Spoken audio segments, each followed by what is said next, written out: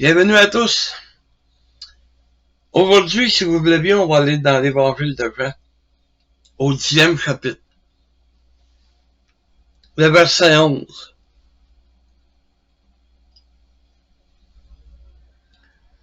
Qui nous dit: je suis de bon berger. Le bon berger donne sa vie pour ses brebis. Mais le mercenaire, c'est-à-dire l'ouvrier, celui qui a été engagé. Mais le mercenaire, l'ouvrier, qui n'est pas le berger et à qui n'appartiennent pas les brebis, voit venir le loup, abandonne les brebis et prend la fuite. Et le loup les ravit et les disperse. Le mercenaire s'enfuit parce qu'il est mercenaire et qu'il ne se met point en peine des brebis. Il s'en fout. C'est un ouvrier qui a été engagé. Il s'en fout, lui. Il peut arriver n'importe quoi aux brebis, ça y appartient pas. C'est pas le berger à qui appartiennent les brebis. Et l'autre que je veux emmener, c'est que l'on va regarder aujourd'hui comment est-ce que la brebis peut pas vaincre le loup. La seule manière d'être protégé contre le loup ou les loups, c'est de rester proche du berger. Si on reste proche du berger, mais à ce moment-là, même si le loup vient pour attaquer, mais le berger va nous défendre. Le mercenaire, il s'en fout, ça lui appartient pas. Mais le berger se met en peine. Le berger se préoccupe. Le berger s'inquiète. Il est là pour nous aider puis nous protéger. Le diable, qui est le loup, c'est une image que le Seigneur Jésus a voulu nous donner. Le loup, lui, ce qu'il veut, c'est dévorer les brebis. Il vient pour en voler une, il s'en va dans un coin, puis il va la dévorer.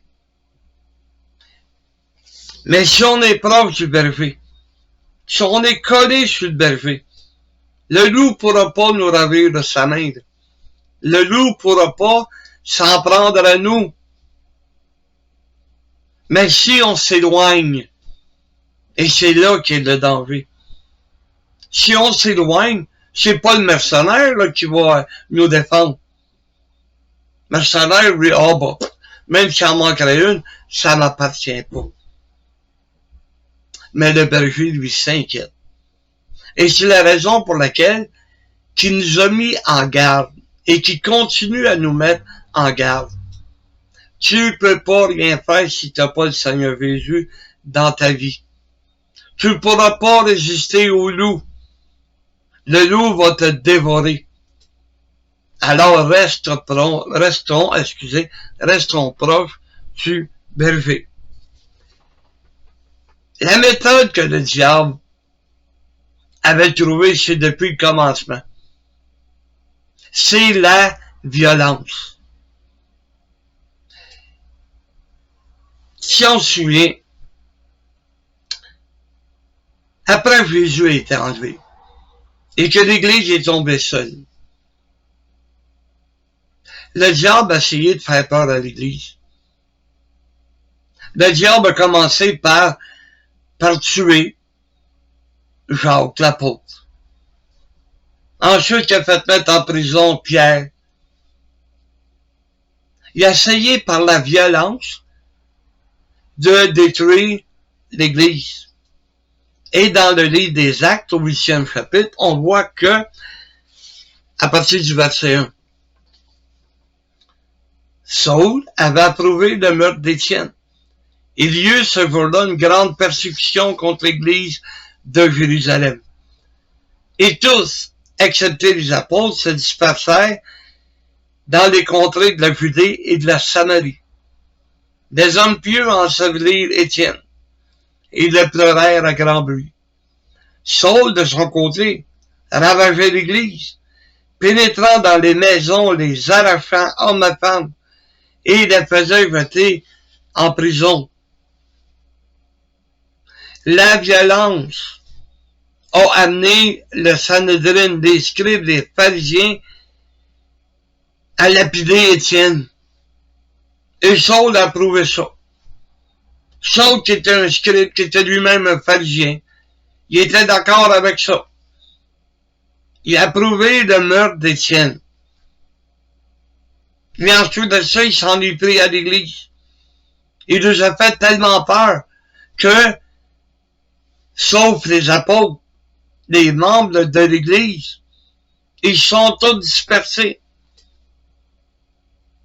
Satan pensait avoir gagné, mais au contraire, cet imbécile-là s'est pas aperçu qu'en étant dispersé, ben que la parole de Dieu, elle, était dispersée aussi. Que la parole de Dieu, elle se répandait dans la Samarie, dans la Judée, dans toutes les contrées. Alors le diable, il s'est mal pris. Il n'a pas réussi. Il n'a pas réussi à détruire l'Église. Au contraire, l'Église prenait des forces. L'Église s'agrandissait. Parce que Dieu, Jésus, le Saint-Esprit étaient ensemble pour travailler avec l'Église et faire grandir cette Église telle que nous la connaissons aujourd'hui. Alors, ce que le diable a fait, vu qu'il ne pouvait pas par la peur, vu qu'il ne pouvait pas par les menaces, vu qu'il ne pouvait pas par les persécutions, alors ce qu'il a fait, il a décidé d'infiltrer l'Église. De l'intérieur, il va pouvoir la détruire. De l'intérieur, il va pouvoir, comme le loup, se sauver avec des brebis, les dévorer. Et ça, on voit ça dans le livre des Actes, au chapitre 20, le verset 28.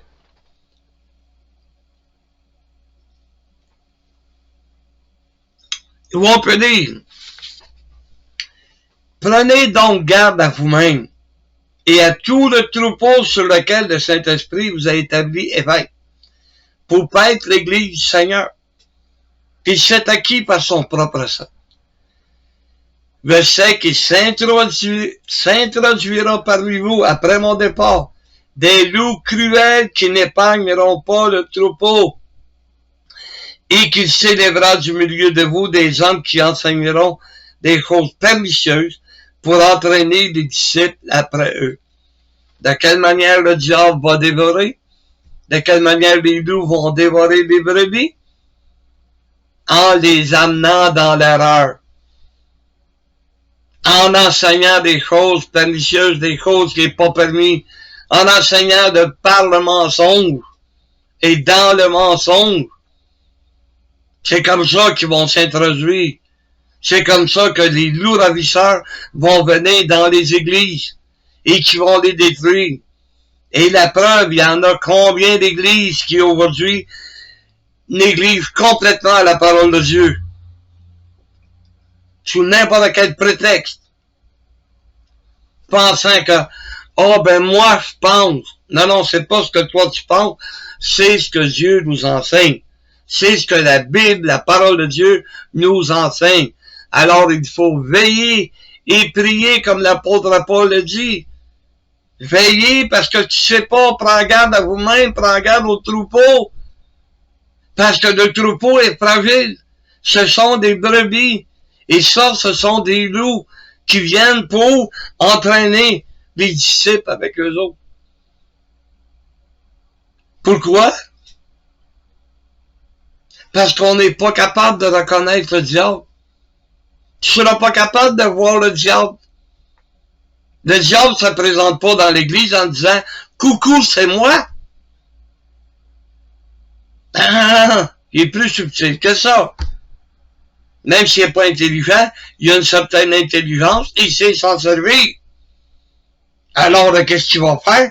C'est comme qui est écrit dans le livre de 2 Corinthiens, au 11e chapitre, le verset 13.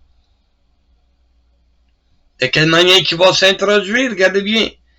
Ces hommes-là sont des faux apôtres, des ouvriers trompeurs, déguisés en apôtres de Christ. Et cela n'est pas étonnant, puisque Satan lui-même se déguise en ange de lumière. Il n'est donc pas étrange que ses ministres aussi se déguisent, excusez-moi, en ministres de justice. Leur fin sera selon leurs œuvres. Oui. Du matériel, là. Ils se disent apôtres. Et les gens les croient. Pour être apôtre, faut être vu de Seigneur Jésus. Et aujourd'hui, ben, tu peux pas voir le Seigneur Jésus. Même si tu essaierais de me faire croire que tu as eu un songe, tu as eu un rêve, tu as vu le Seigneur Jésus comme l'apôtre Paul, tu as été revu au 7e ciel, m'a dit que tu es un menteur. Point à la ligne. Les apôtres, il n'y en a plus. Simple à comprendre, facile à comprendre, il n'y en a plus. OK? Ils sont déguisés en apôtres de Christian de l'air, là, des apôtres. Ouais. Mais Satan, il se déguise même en ange de lumière. Es-tu capable de distinguer un ange de lumière? À quoi ça ressemble un ange de lumière? Ah, je te dis qu'il prêche, il enseigne, là, wow! Il est même rendu qui fait des miracles. C'est même rendu qui parle en langue. Tout ce qui est contraire à la parole de Dieu, c'est ça qui amène. Et ils sont en train de gagner des membres.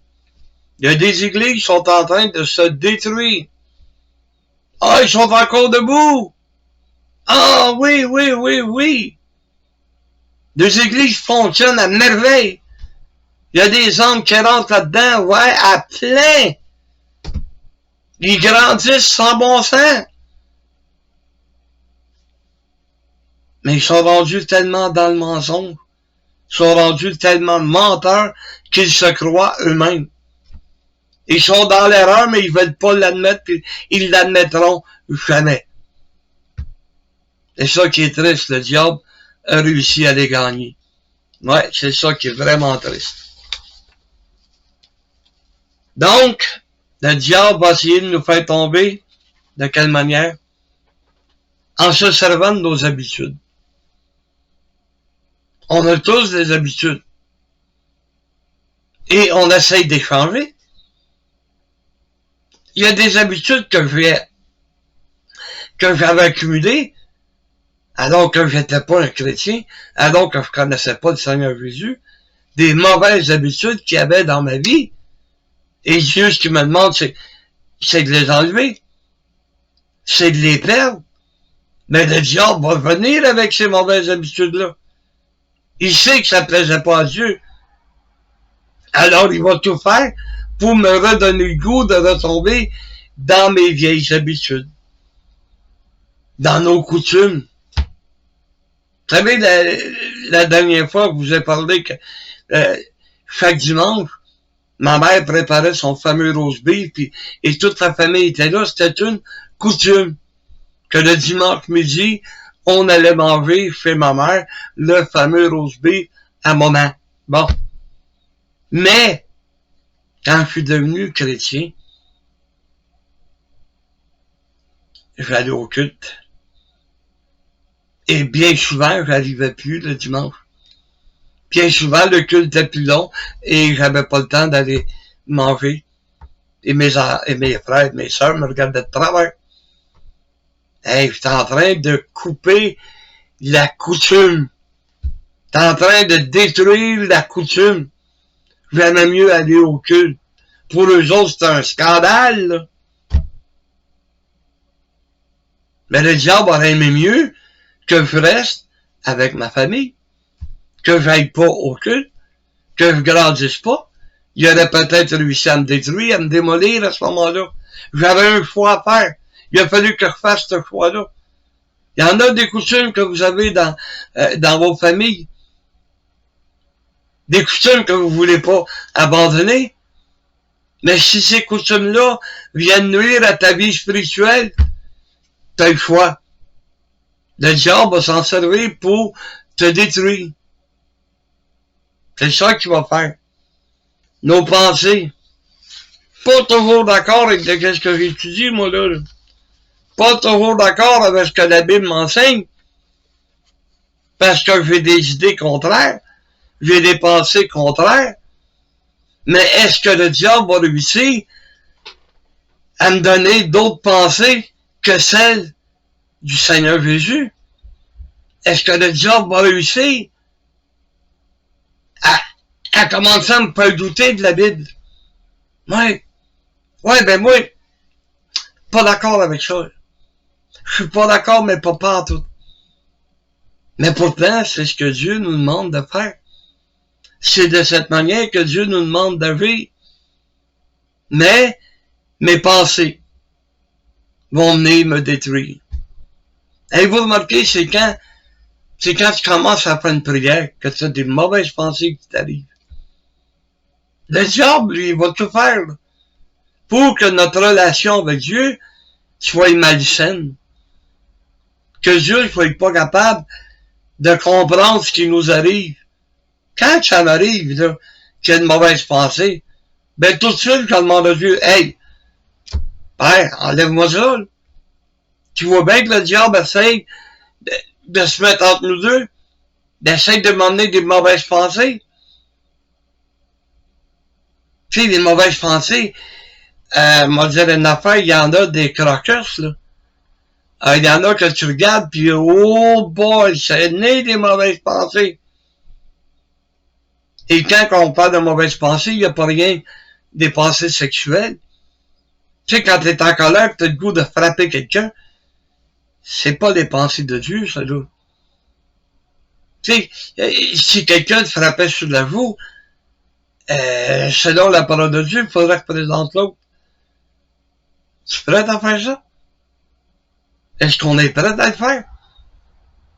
C'est un peu, là, c'est la pire insulte sur une tape sur le museau, là. C'est la pire insulte de se faire frapper au visage. Est-ce qu'on accepterait ça? Mais je suis pas d'accord avec ça. Mais je vais le mettre en pratique si jamais que ça m'arrive. Le diable ne gagnera pas par mes pensées. Il faut pas qu'il me gagne. Vous savez, c'est dans Corinthiens qui est écrit que Dieu ne permettra pas qu'on soit tenté au-delà de nos forces. Il n'ira pas au-delà de ce que je suis capable d'endurer. Non, il va m'aider. Il va m'aider parce qu'il dit, ça n'ira pas au-delà. La tentation ne sera pas au-delà de ce que je suis capable d'endurer. On est béni quand il y pense comme il faut. Merci Seigneur.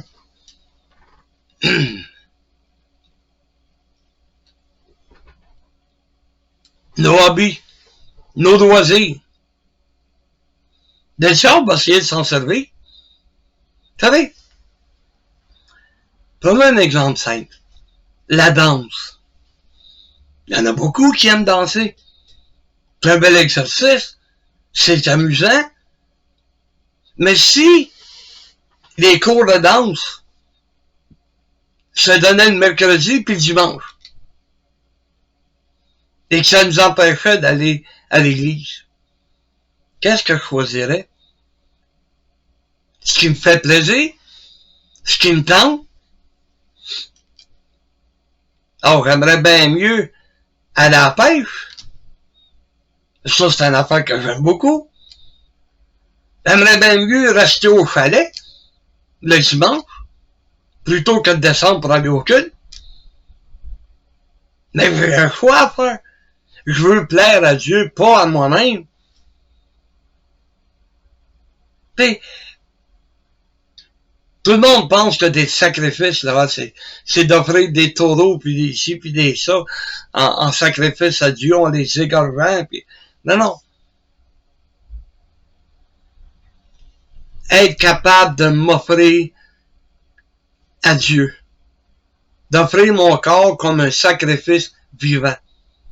Que je délaisse que je laisse de côté ce que j'aime dans mes loisirs, dans mes hobbies, pour servir Dieu. Il me semble que c'est simple à comprendre, là. Mais le diable va s'en servir. Vous savez, c'est pas comme chaque année quand on a des vacances. On en profite à plein. Il y en a qui restent dans le coin puis qui vont à l'église le dimanche, gloire à Dieu. Il y en a d'autres qui vont au loin puis qui peuvent pas revenir pour le culte du dimanche. Ben, Dieu est capable de comprendre. Mais quand c'est toutes les semaines que tu t'arranges pour être au loin, pour pas venir à l'église, ben là, il y a un problème quelque part. Et ça, c'est toi qui vas le régler, ce problème-là. Le diable va s'en servir pour t'éloigner. Parce que plus tu vas t'éloigner de Dieu, ben plus tu vas avoir de la misère à le servir. Tu sais, le diable va réussir. Comme un loup, il va travailler. Il va se servir de tout ce qu'il possède tout ce qu'il y a dans sa possession. Il va prendre tes faiblesses. Combien d'excuses que l'on peut trouver pour être loin de Dieu? Combien d'excuses le diable va nous donner à travers les faiblesses? Ben, c'est pas de ma faute que j'étais faible. Ok, Dieu est capable de comprendre que tu es faible. Dieu est capable de comprendre que nous sommes faibles. Mais quand les faiblesses sont régulières, c'est plus de la faiblesse, c'est de la négligence. C'est plus l'effort que tu devrais mettre. Tu t'en viens paresseux. Tu te bats plus avec autant de conviction que tu le faisais autrefois. C'est ça qui fait toute la différence. Tu sais, qu'est-ce que le diable va servir cette semaine pour nous faire tomber? Qu'est-ce qu'il va servir?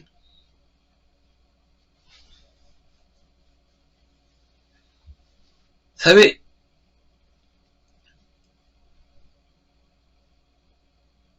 qu'est-ce que Dieu va nous offrir pour nous défendre contre le loup? Il nous donne sa parole. Il nous donne l'enseignement que Jésus nous a apporté. Il nous a laissé cet enseignement pour que l'on reste proche du berger. Mais si on repousse cet enseignement, si on ne prend pas la peine, si on ne prend pas la peine de vérifier, si on ne prend pas la peine de se confier, si on ne prend pas la peine de vivre par la foi, le diable va nous dévorer. La foi, là, c'est pas des affaires extraordinaires. Ce sont des choses que tu vas mettre en pratique dans ta vie de chaque jour.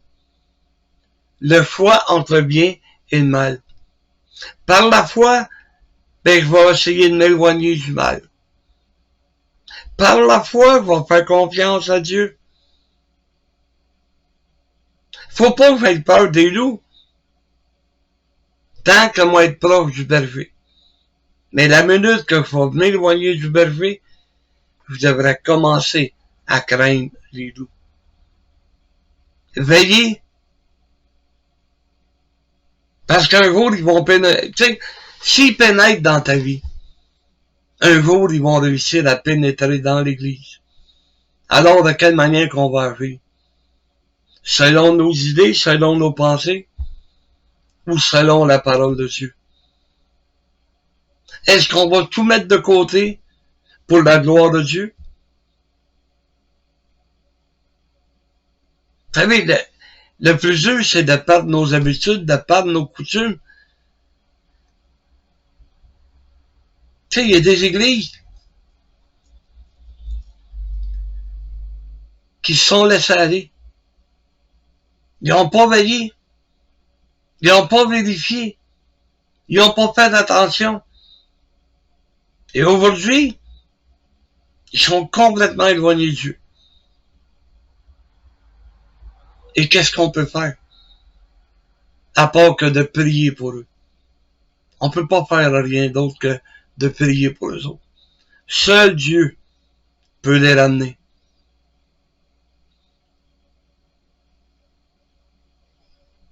Il faut pas attendre qu'il soit trop tard pour affronter le loup. Il faut pas attendre. Il faut rester proche du Seigneur. Lui, il va nous aider. Parce que lorsque le loup va venir, je n'aurai pas à me défendre moi-même. Le bon berger, mon Seigneur Jésus, lui, il va me défendre. C'est ça le message que Dieu m'avait mis à cœur de vous apporter. Que Dieu nous bénisse tous en cette nouvelle semaine. Amen.